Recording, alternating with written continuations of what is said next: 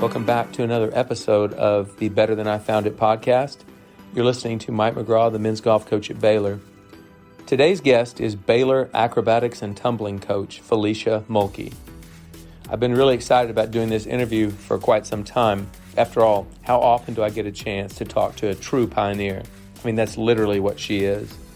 Felecia's teams have won all 10 National Collegiate Acrobatics and Tumbling Association championships that have been offered. Literally, her team has won every single one of them. But what struck me about this interview, despite all that success, was how truly humble Felecia is, and how she didn't allow her humble beginnings, growing up in rural Georgia on a country dirt road, how she didn't allow that to limit her. She's a great coach and a terrific colleague who continues to inspire everyone here at Baylor. I think you'll really love hearing this story.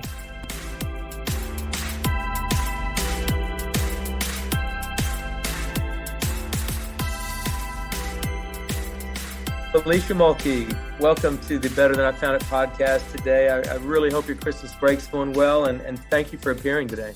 Thanks for having me. I'm excited to be here. Yeah, this is great. So we're right in the middle of Christmas break, sort of a time to take a deep breath maybe, but also excitement to kind of get ready for a new semester of competition for both the men's golf team and for the acrobatics and tumbling team. So we'll go over your schedule a little bit later, but I know you're probably enjoying a nice Christmas break. I am. I don't know if it works like this for you, but I really look forward to that Christmas break of trying to shut down for a couple of days. We don't get a lot of days, but a couple of days, because when my athletes get back on January the 7th, we will hit the ground running. So this is kind of yes, this is my calm down and my ramp up time. Well, did I surprise you just a little bit when I asked you to appear on a golf podcast? Absolutely. Yeah, I'm flattered because I know you and I have talked, and coaching is definitely coaching, no matter what the sport or skill is. But that was surprising, but I'm excited to be here. Well, I know this, that I'm a firm believer that success leaves clues. There's an old adage. So you've been obviously very successful. And so as a coach, I'm not afraid to learn from other coaches. I want to learn from other coaches. So whether you like it or not, you're going to be teaching me some things and my listeners today on this podcast. But, another thing is I had the same idea about 25 years ago. I was coaching at Edmond North High School in Edmond, Oklahoma. And one of our students on campus at the same time that I was coaching there was Shannon Miller, who at the time was the most decorated American gymnast in history at the time. And I saw her in the hall one day and I said, Shannon, I'm Coach McGraw. She says, I know who you are. I said, well, Shannon, I've got to ask a favor. I would love for you to come talk to my golf team. And she looked at me with this sort of stunned look on her face, like, what am I going to be doing talking to your golf team? And I said the same thing I said to you just now. It's like, you obviously are very successful at what you do. You're the best in the world at what you do. I want you to come and talk to my guys about that. So I went to a team meeting that afternoon. She had agreed to do that. And I told the guys I had a guest speaker the next day, and it was Shannon Miller. And they looked at me like I had three heads. And but the point with that is I believe we can help each other. And this doesn't, not even just in athletics. There's iconic people in every endeavor of life who are successful for reasons. And so and Shannon did come and talk to the golf team, and she did a fantastic job. And I think about looking back on that. I think about today when I wanted to have you on this podcast. There's a reason. I think you offer a lot to the world of athletics, certainly to Baylor University, and to my listeners. So thank you very much for being on here today. Okay. Well, thanks for having me. I am excited to talk and tell my story, and I'm curious to see. I'm excited to share it with you. Honestly, I have a lot of respect for you, and have watched your success and followed it. So I'm excited to see what you think after we talk and answer your questions. And I think I'll probably end up having some questions for you too. Well, let's see how this goes. Okay, so acrobatics and tumbling. This sport hasn't been around forever. In fact, it hasn't been around for very long at all. And if I could say this to my listeners right now, you are a pioneer in acrobatics and tumbling. Would you agree with that? Are you afraid of that or whatever? Are you a pioneer? I appreciate you considering me a pioneer. That means a lot to me. And I tell my athletes that they're pioneers. It is so new that these athletes that choose to come to college and do this sport, they're taking the road less traveled. And especially, 10 years ago when I first started, when I was at the University of Oregon, I guess that was probably 12 years ago now, recruiting those athletes. And even up until just a few years ago, going out and sharing with these young women that they're going to have this opportunity at the collegiate level.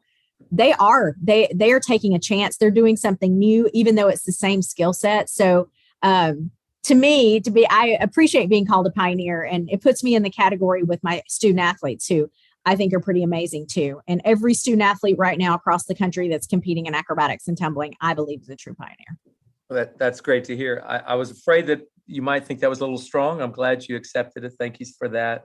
So before we get into the coaching aspect of this, which to me is always a big part of my podcast, is whether it's a player that I'm a PGA Tour player I'm talking to, a current coach, a former coach, whatever. I always believe there's things that can help me be a better coach that come out of this podcast. That's the original thought and belief that Mikkel, my assistant coach, had, is we can learn a lot if we get the right guests on there. But so before we get into the coaching aspect of it, which I want to ask you some questions, let's get your background a little bit to bring people up to speed. They know, because I've said this in the introduction, that you are the acrobatics and tumbling coach at Baylor University in Waco, Texas.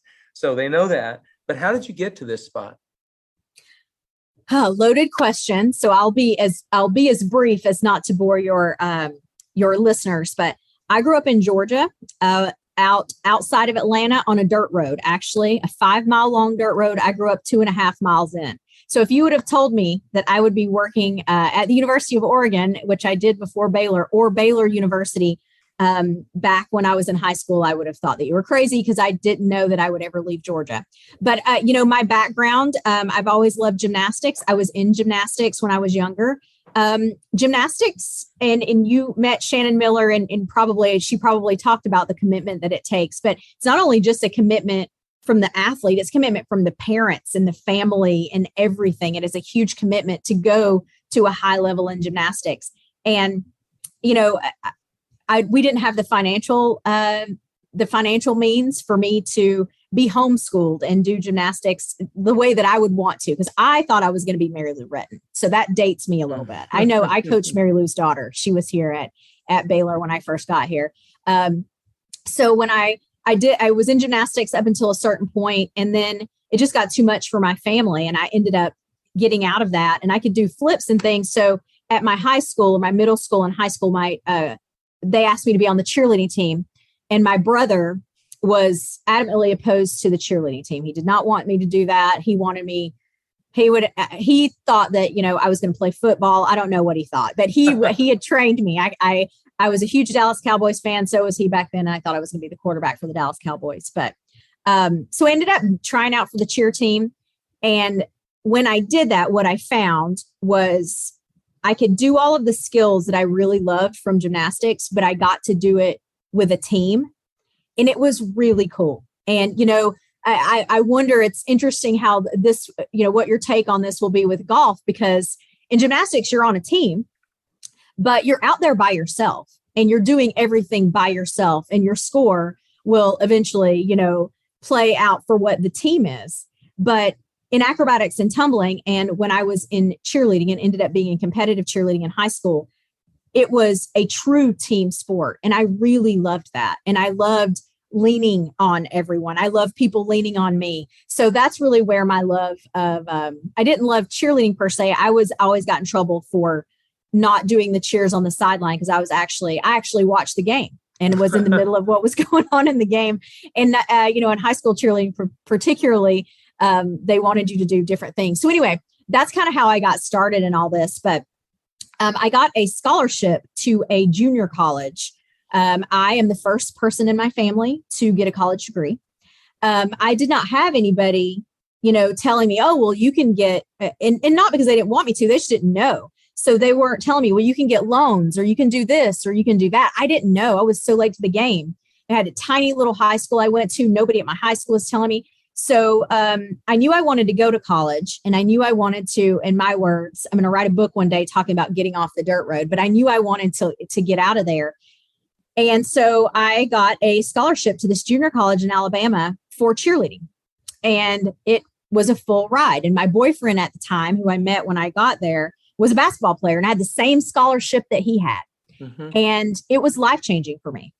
I was treated like an athlete there. And number one, I got to go to school, and I think I would have gone to school anyway, Coach. I would have figured it out, but this changed my life to be able to do this and be a scholarship athlete per se. Was there for 2 years. And when I started to leave, I changed my major. And so I stayed one more year and actually coached my first team. I was the assistant coach there. And that's where it happened. I knew at that point I wanted to coach, but that was I was 20 years old, and I was coaching kids, and I stayed that one more year to change my major. Ended up at Kennesaw State University, and that's where I graduated. And then fast forward, I ended up coaching the cheerleading team at Kennesaw State. I was the marketing director. That was one of my first jobs out of college, the marketing director for the athletic department at Kennesaw State University. And because I had been a cheerleader there, my athletic director said, Felecia, I'm going to let you coach the cheerleading team. I'm going to give you $50 extra a month. And if I hear from one parent, you're fired. So, and I love this guy now. I saw him a couple of years ago. I was inducted to the Hall of Fame at Kennesaw, and he introduced me and as one of my fans at this point, but back then I wanted to strangle him. So anyway, I learned very quickly how to manage a team and all of this. But even there at Kennesaw, we weren't super competitive in the beginning. But what I saw it for me was bringing all of these women together from all of these different backgrounds and showing them what I loved about the team aspect of it. And it just kind of grew from there. The way I got to Baylor is via the University of Oregon. And I was the marketing director and the cheerleading coach, and we were successful as a cheerleading team. After a while, we won a couple of cheerleading national championships. Fun story. We didn't have a football team at the time. We had a basketball team, and I recruited these kids. They didn't want to be on the sideline. So the way I made it fun for them is I allowed them to heckle the opposing team. So we actually would get technical fouls at the basketball games. Our cheerleading team would from heckling the other team. Our basketball coaches loved it. But needless to say, I got kind of bogged down, and I had heard that the University of Maryland had taken it was in 2003, they had taken their all-girl portion of their cheer team and had claimed it was a sport and made it its own entity. And Debbie Yao was the AD there at the time. And I remember hearing this through the grapevine. And what was happening at the University of Maryland is it's a big school, right? And they have a gymnastics team. So what was happening is they had this co-ed team on the sideline, and they had this all-girl team. And Debbie Yao, the AD, was like, these women are ridiculously athletic. Well, they were coming from their gymnastics team. They were not crossing over. They just weren't making it onto their gymnastics team. So now they have this all-girl team. So Maryland kind of started this movement of doing this. And I thought, what a great idea. About 2008, I decided I was like, okay, either we're going to make this a true sport and I'm going to coach at Kennesaw, or I'm going to go to law school. So I decided that was my last year and I was going to go to law school. And I was going to be done coaching because my athletic director was not going to make this happen. A colleague said, hey, I just want to let you know the University of Oregon has followed Maryland's lead now. So on a whim, I thought last ditch effort, because I want to coach. I know that's what I want to do, but I didn't think it was realistic. I didn't know golf. I didn't know basketball like that and know those things. So a last ditch effort, I created a proposal, and it was, this is what Maryland has done. This is what Oregon is doing, and this is what we can do. And I got on the phone and I called the University of Oregon, and Renee Baumgartner answered her phone, and she never answers her own phone. She was the deputy athletic director, but that day she did, serendipitously. I had no idea who she was. So I naively am just talking to her like she's my, best friend, asking her all these questions. I didn't know what a big deal it was to be talking to her. She graciously answered for 45 minutes. And right before we got off the phone, I said, hey, would you mind if I talk to your coach? I'd like to know what they said to get you to do this. Cause I thought they had just taken like part of their cheerleading team and done this. And she goes, no, this is going to be a real sport here. We're doing a national search for a coach. As a matter of fact, if this doesn't work for you at Kennesaw State, you should consider applying. So that was it. Got off the phone, called my brother. I did not know where Oregon was on the map. I didn't know if it was the one closest to Canada or the one closest to California. They didn't have a geography class in your little school? I did not listen in middle school, clearly, and didn't do a lot of traveling. So anyway, called my brother. I was like, what do you think?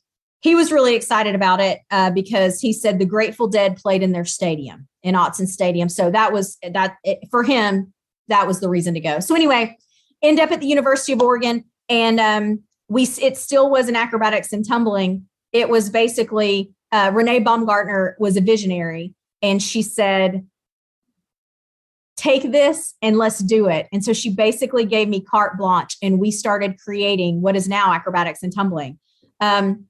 I met a guy there. I wasn't very well liked when I got there because everyone thought that it was the cheerleading team and they were just going to use it for Title IX and it wasn't going to be a real sport. And so I ended up talking to this guy named Gary Gray. Was really scary. He was our Chad Jackson, right? So he was the Chad Jackson of our compliance director of Oregon. And he was so scary. And I went in and talked to him, and Coach McGraw, I learned that day that a skeptic, if you are going to create something new, is your best friend. You've got to have someone to tell you where you're wrong. You've got to have someone to poke holes in your ideas. And I would not have realized it until that day because I thought I had it all figured out. But I went in and I said, his name was Gary Gray. I love him. Again, he's a huge fan of A&T now. But I said, hey, I want you to be honest with me. Why do you hate what we're doing? Why do you not like this? And he goes, well, it's not a real sport.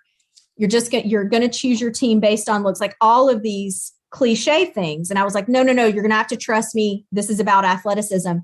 And he said, okay, well, he starts bombarding me with questions about how we're going to compete. And he explained to me that if we were going to be a sport at the University of Oregon, we were going to compete on their campus. It was going to be, he said, it needs to be a fan-friendly event. You need to do this. How long is this going to take? And at the time, cheerleading routines are 2 minutes and 30 seconds. You've got gymnastics over here. They do it a little bit different. He was like, you're going to need to figure out a way to make this work on campus. And he poked so many holes in all of the ideas I had. I walked out of there, got on the plane the next day to go to my recruiting visit, my first recruiting visit to Southern California. And I wrote down on an airplane napkin, United Airlines, because all I could think is it needs to be an hour and a half to 2 hours long. There has to be a halftime. He made me realize if we were going to create something at the collegiate level, that it needed to be created from all lenses. It couldn't just be from my lens as a coach or from the athletic or the student athlete's lens as a competitor. It needed to be from an administrative lens, from a spectator lens. And I wrote down this little blueprint and I got on the phone with the Maryland coaches. And at the time, Baylor had decided to add, but they did not have a team yet. So got on the phone with Baylor. There were 3 other schools, Division II schools, got on the phone with those coaches and said, this is what we need to do. We need to create a new uniform. So from that point on, it became a village.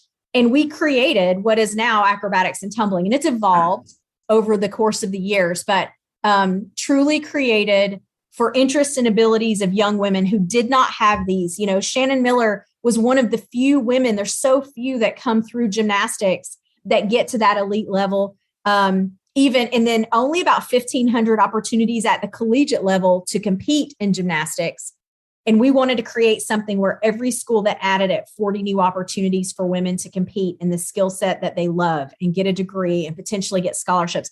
And so we did it. We, myself and some colleagues, and it was all female coaches and female administrators, put our heads together and created what is now called acrobatics and tumbling. We even got to name it. When Baylor first started it, they called it competitive cheer. So anyway, long-winded answer. So to tell you, that's kind of the gist of how it all started. And then Baylor stole me away from Oregon. I had won 4 championships. Nancy Post called and stole me away from Oregon, and it was the best thing that ever happened. Good job, Nancy Post. There's from that, and I appreciate that historical perspective. I mean, not only myself, but all my listeners are now up to speed on how acrobatics and tumbling kind of got to where it is today. But 3 things occur to me from that I just wrote down as you were speaking. 1, you're a big dreamer. Anybody who thinks they're going to be the quarterback of the Dallas Cowboys is a pretty big dreamer. That's pretty good. 2, you had a lot of courage to go to college. The very first first family member to ever graduate from college. That's pretty amazing. And that's got to be pretty daunting to a little girl who grew up on a dirt road. And then opportunistic, because you saw the opportunity at Oregon and you put a proposal together and you did it without even having any idea if this could work. So I think every young coach ought to hear those things right there. Being a big dreamer, showing a little bit of courage, and being opportunistic. It's kind of amazing. And it's really only about 10 or 11, 12 years old. Isn't that correct now? Mm-hmm. It is true. Yeah. I mean, I think about how old golf is. Golf's, pretty old sport, been around a long time. But in college golf, probably about 85 years. So the average golf fan knows very little about acrobatics and tumbling. You've given the evolution of A&T from its infancy until now. But if you could describe to somebody a competition, because I've been to one and they're like amazing. As far as I'm concerned, it's one of the most fan-friendly and exciting and upbeat competitions I've ever attended in my life. You can go to a baseball game, and Steve Rodriguez, don't get mad at me, but it gets a little slow at times. A golf match can be a little bit slow at times, but acrobatics and tumbling, not at all. So talk to me about that. How do you score it? How many girls are on the team? How many different disciplines? All of that. Just give me a quick synopsis, if you could, of just how a competition looks. Sure. So it's about an hour and a half, what we set out to do, about an hour and a half. It's typically against two teams. You can do a try meet. Takes a little bit longer. I don't prefer those two teams. And it's real-time scoring. So we wanted to take everything that was awesome about gymnastics and everything that was great about competitive cheer and smush it in, and then look at it through all of these lenses. It's real-time scoring. So there are 6 events. And within those events, if you divide it up, there's 20 different heats. And at any given time, there could be between 1 and 24 athletes on the floor, depending on what the heat is.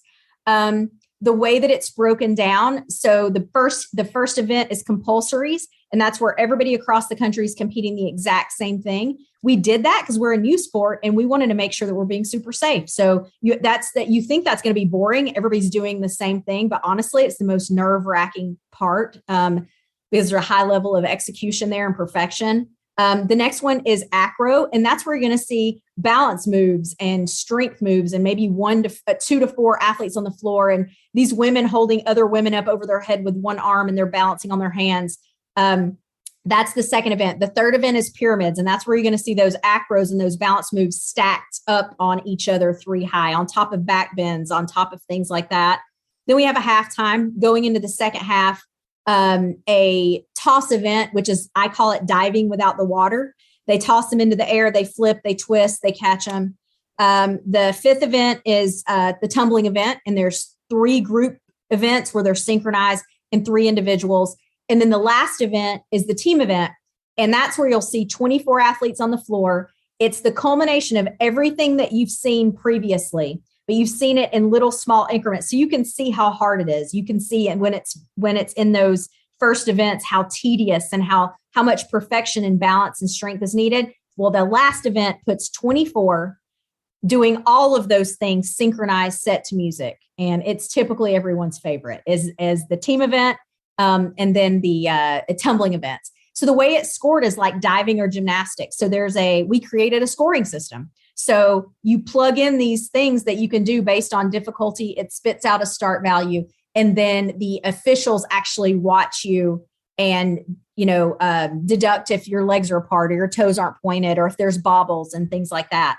Even if you have no idea of what's going on as a spectator, you will enjoy it and you'll pick up on it really quickly because it goes back and forth. So if Oregon is down at Baylor, they'll take the mat first and then we answer. They take the mat, we answer. It's back and forth.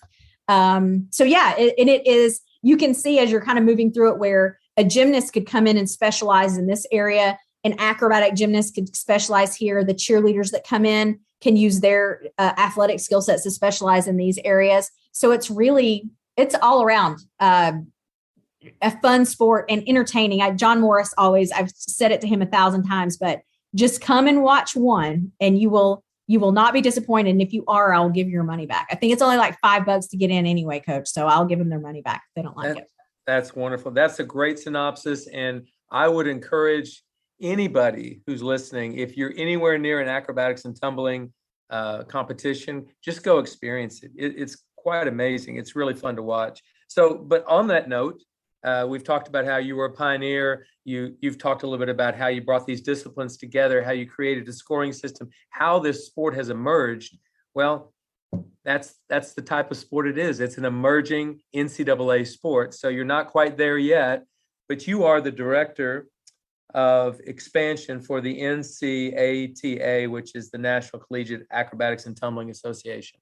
That's a big job because it's your job to see that acrobatics and tumbling becomes an official NCAA sport one day. And I mentioned this to you earlier before we started recording. You compete against all these other coaches, and there's 32 other head coaches around the country, I believe.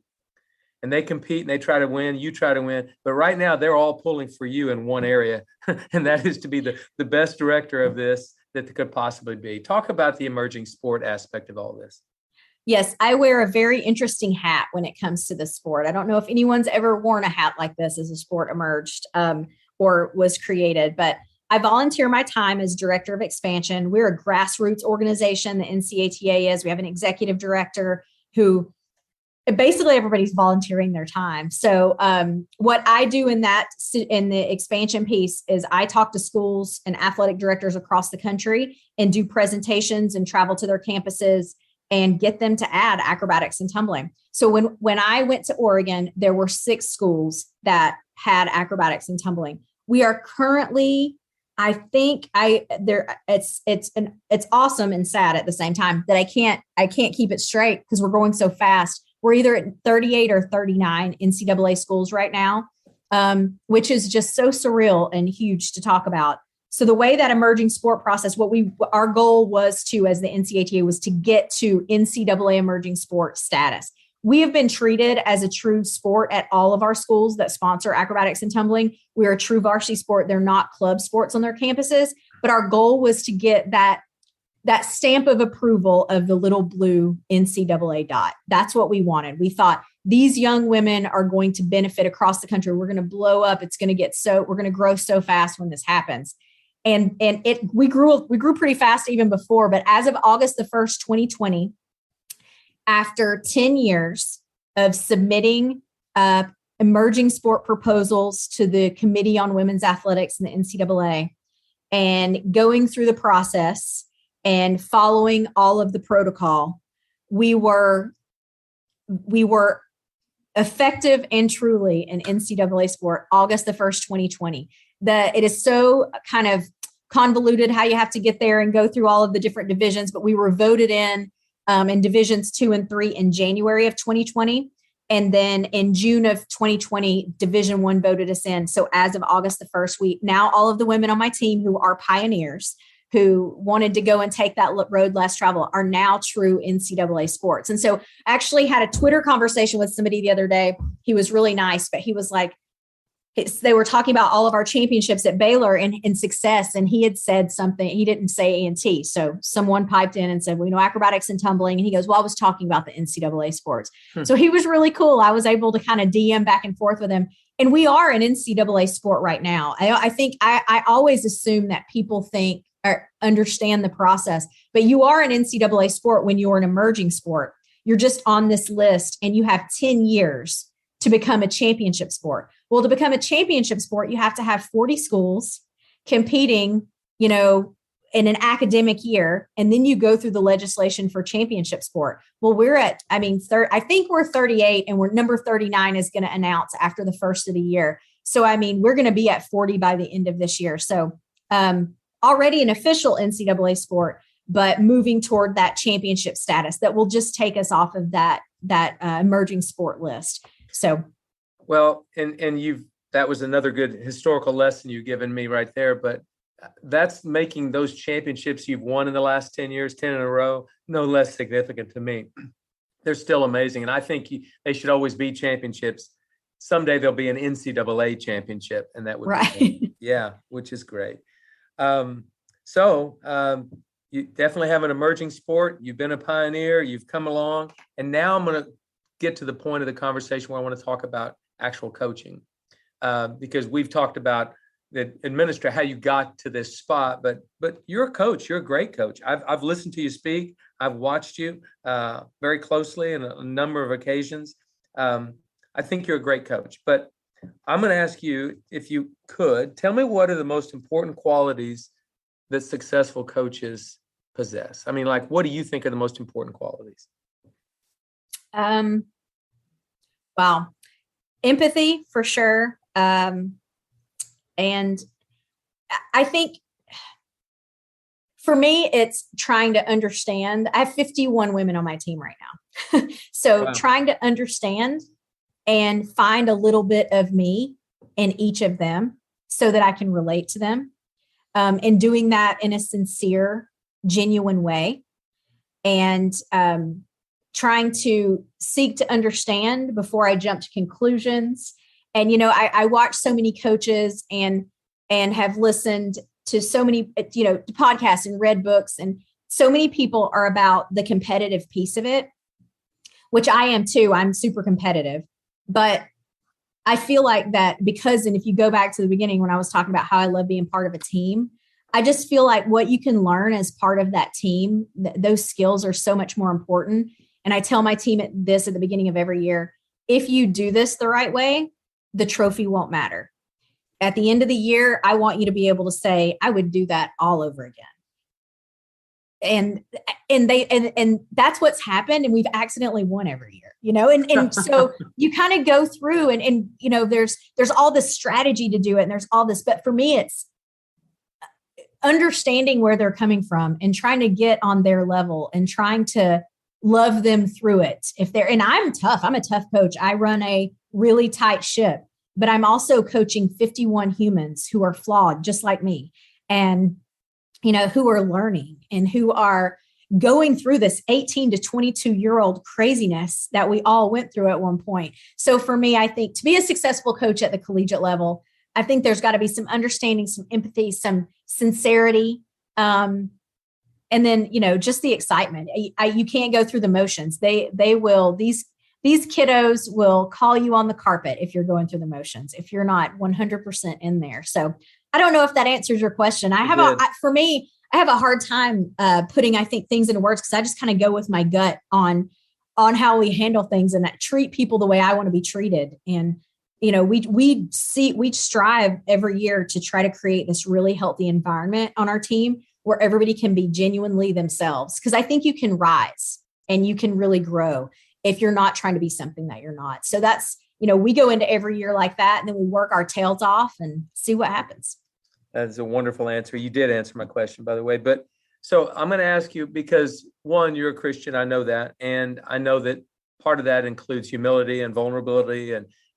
But to be a successful coach, you also have to have a great amount of confidence and belief, self-belief in what you're doing. So what's your best quality as a coach? Why are you a great coach? I need to know that. Let's see. Wow. I don't know. I appreciate you saying that I'm a great coach. That means a lot to me, number one. But I think just being true to myself. I had a brief conversation with Coach Aranda about this the other day, like us being true to ourselves and remembering why we're here. Not the logistical why that Baylor stole me from Oregon, but the why, my why every day, and going in my A game and not making it about me and making it about them. I feel like that's what I strive to do all the time. And we all get caught up in the drama, you get caught up in stuff sometimes, but I feel like every time that happens, if I'm ever in a spot where I'm like, I want to pull my hair out, if I go back and can be true to myself and my why, then the athletes are always going to reflect their leadership no matter what. So if I am a basket case, they, going through whatever I am. So I try to go find my why and I bring that into practice every day. And I think that's what keeps us coming back. And, maybe that's why I'm a good coach. I don't know.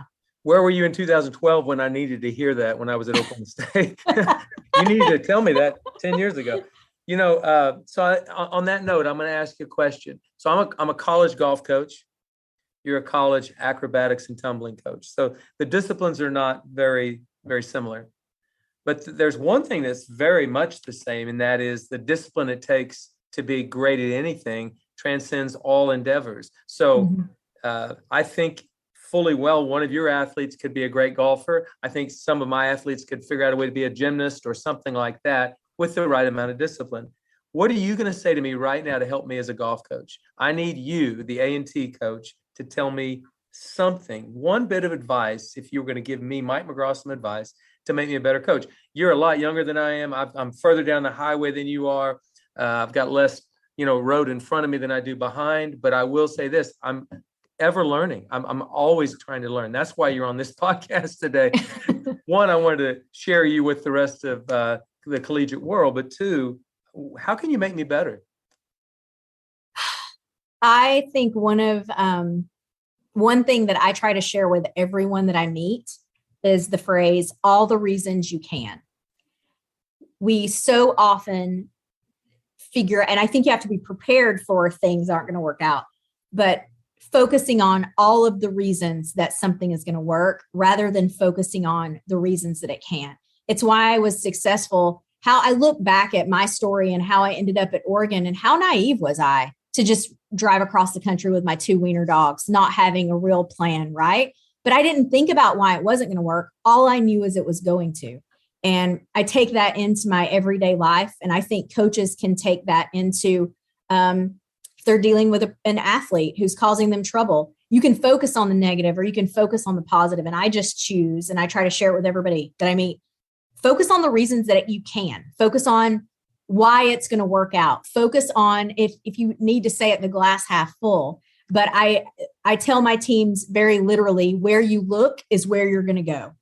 So if they're up in the air and they look at the ground, that's where they're going to go. But if they have their eyes up, it readjusts their body to the right position.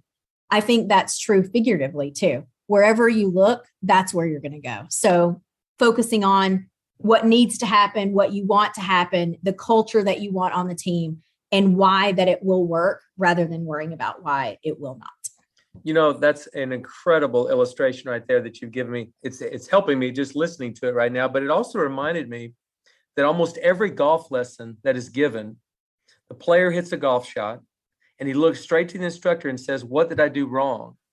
And I want to be the instructor that says, I'm not worried about that.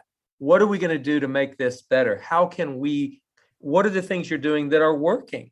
Mm-hmm. Let's start building around that. And I think the really, really, really successful golf instructors in this world today are the ones that look at what you have and make it better.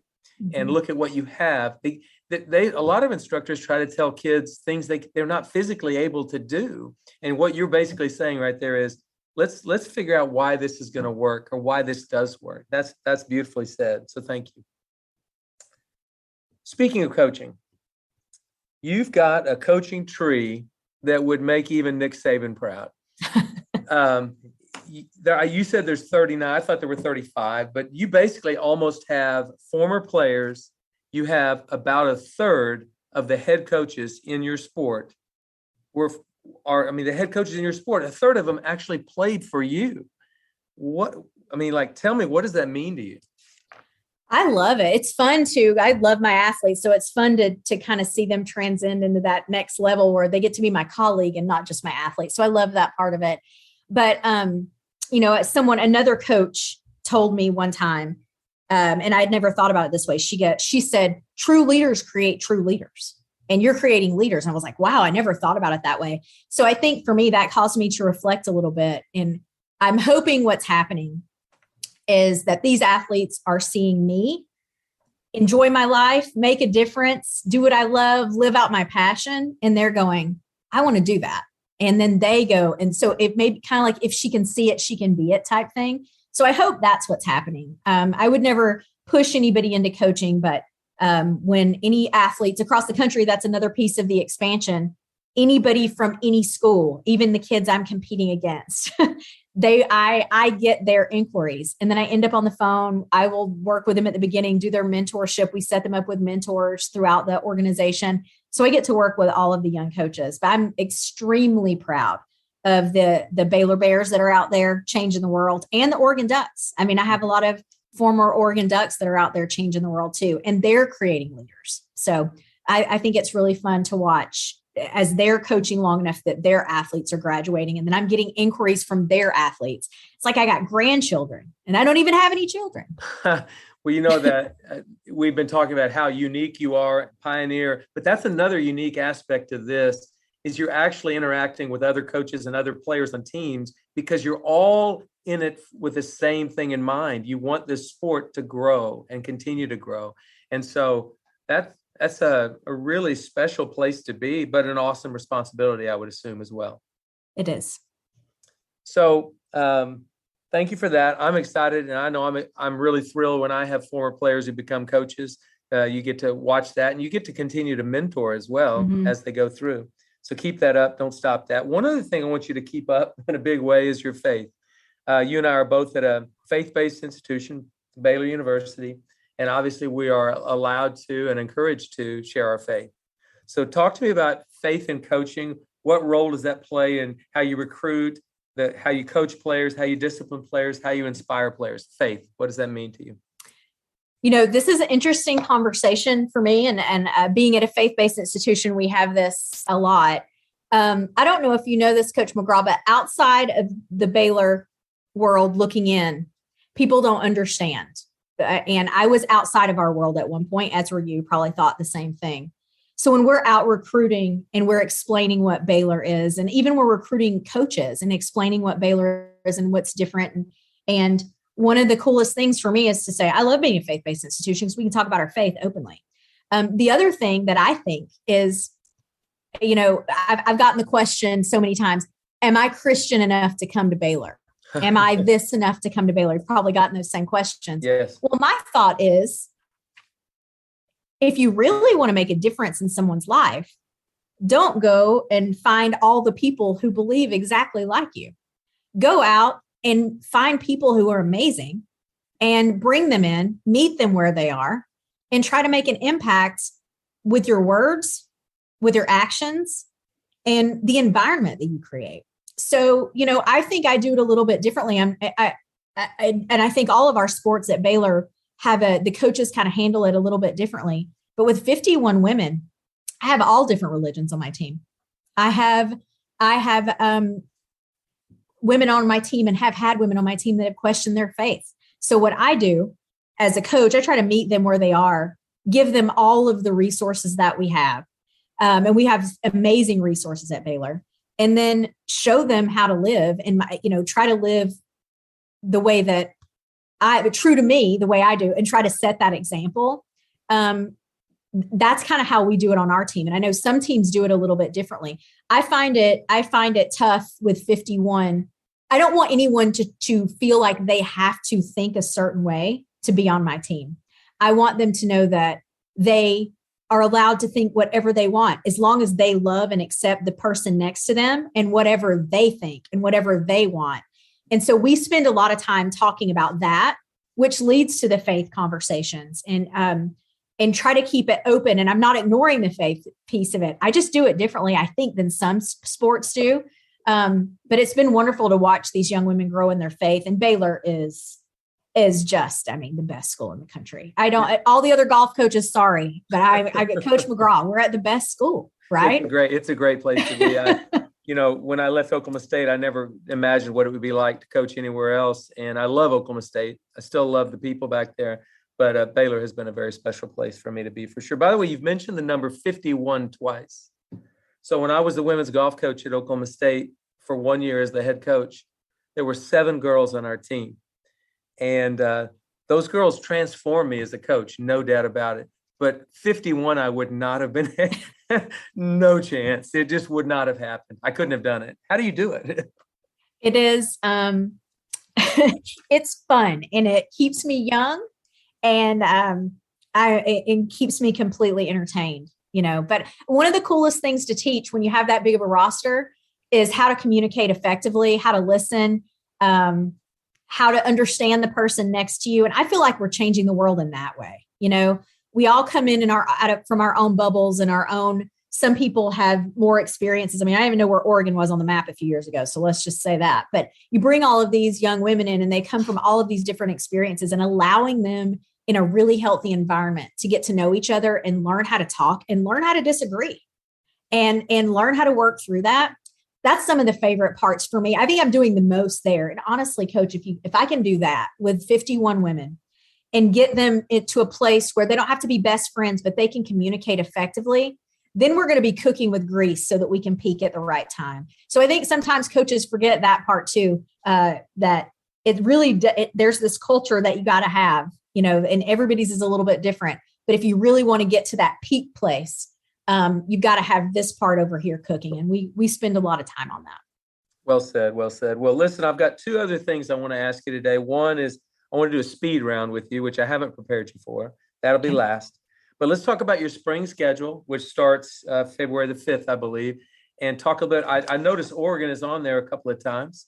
So you get to go back. I mean, that's good. I know that's by design. You'd love, and they've got a great team, I'm sure. But talk to me a little bit about how you schedule, what you've got planned, and then the national championship, which will be in Eugene as well. Yeah. So we're excited about this year. We only have 3 home meets. So in the 38, I should mention this, there are currently 4 Division I schools within those. And then we have some Division II schools. If you would imagine only 38 golf schools in the country, only 38 football schools in the country, there's some pretty good parity in there. But you see Oregon on our schedule because we make sure we play our Division I schools. We have these home and aways. Within the year, if you and I talk again, we're going to hear about 3 or 4 other Division I schools that are going to come into play, some in our region. So that's going to be really fun. But for right now, we are home against Mary Hardin Baylor and Oregon, and then Hawaii Pacific. And then really big away meets. We're excited to go to Oregon and Quinnipiac University up in Connecticut. We'll be down at St. Leo. I'm excited to see these. We're playing a couple of newer programs, which I think is always a lot of fun. And to see, they've only been around, 2 or 3 years. So it's to see how far that they've grown. But I can't wait to see Quinnipiac. They are a fantastic team. And because of COVID, we haven't seen them in 2 years. So right. I am so excited to get up there and see them. And Oregon is always so much fun to compete against. And will always be this long-standing rivalry, I know, between Baylor and Oregon. They were the first 2 bigger Division I schools, and I think Oregon's going to do a great job hosting the national championship. I'm excited. It's been at Baylor for the past few years, which has been wonderful, but I love to travel. I feel like we do a lot of bonding when we travel. I don't know if you feel that way. So I'm excited to get somewhere minus distractions, and there's great food in Eugene. So I'm excited to get up there. It's a great town. I coached Baylor at the national championship there in 2016, and they did a great job running that championship. So I'm sure you'll experience that well. All right. You ready for the speed round? Let's do it. Okay. Before we start this, I want to once again say thanks for coming in and sharing today. You've given a great story and a great evolution of where a sport has grown. And I can't wait to see where it goes in the future. All right. So you can have as long as you want to answer these, but it is called a speed round. Okay. Okay. All right. Luke Bryan or George Strait? George Strait. Way to go. I mean, you're already my favorite acrobatics and tumbling coach ever. I saw George in Las Vegas last month. First time ever. So thrilled. Chipotle or Chick-fil-A? Chipotle. Have you ever hit a golf ball? If so, what was the result? Yes. Okay. This is going to be a longer answer, but okay. I had not played golf until I went to Oregon, and we used to do these donor events where we would have to play in foursomes. And it was like, is it the scramble? So you would use like everyone's drive. Yep. Coach McGraw, I can hit it long and straight from the girls' tees. Oh, really? Yeah, from the female tee. Well, I used to be able to, but yes, it was some of the most fun. My short game is no good, but I could, hit it long and straight. So some of my bragging rights from when I was at Oregon.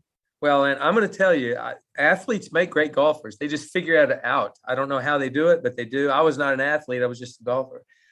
Favorite pro athlete as a child growing up that you? Mary Lou Retton, for sure. Mary Lou Retton, very good. Remember the Titans or Shawshank Redemption? Well, I'm a Stephen King fan, so that makes me want to say Shawshank Redemption. Like I've read every one of his books. But Remember the Titans is something special. It's a great sports movie. So that's a great. I'm going to have to 50-50 it. Most famous person you've ever had dinner with? Oh man. Mine's Arnold Palmer. No, you. I don't think I have. I don't know. I don't think I've had dinner with anybody Well, we need to arrange that for you. Somebody really We need to famous. do- Well, I mean, I know Chip Kelly. He's a football coach. I don't know that. I mean, would he can be considered famous? That'd be famous. That'd be famous. I've had dinner with him. Okay, fair enough. Oh, and well, I was going to say no, probably just him. All right, favorite, all-time favorite pro golfer that you've ever heard of. Could be male or female.